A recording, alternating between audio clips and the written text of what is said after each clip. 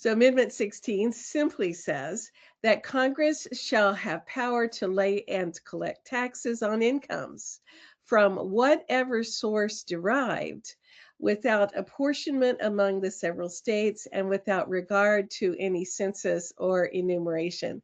Of course, none of us likes paying our federal income taxes. So when we see this amendment, we tend to go ooh.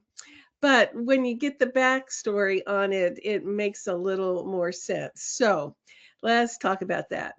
All right, so this amendment changed Article 1, Section 9 of the Constitution that said that the Congress had the power to lay taxes in a proportional way. All right, so what that meant was that there was apportionment to fund the federal government, and also there were tariffs to fund the federal government. All right, and so before this amendment, there had been an income tax during the Civil War, but it only lasted a short time and it was there to fund the war.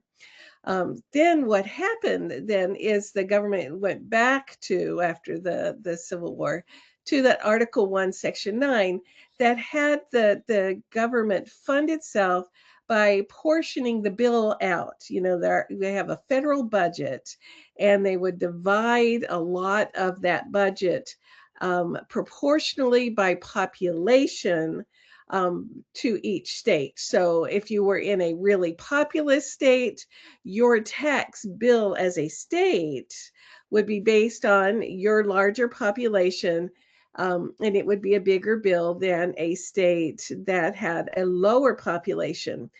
This was not at all concerned about how wealthy the state was. So if it was a wealthy populace, they still paid the same proportion as a poorer state. It was the proportion was by number of people, not by amount of money. So people who lived in states that were not as wealthy as other states felt like this was an unfair burden on them in funding the government. Like they're proportionally giving the federal government more money compared to wealthier states who were getting a better deal in the process. All right, so also one of the big ways to fund the government at that time was through tariffs.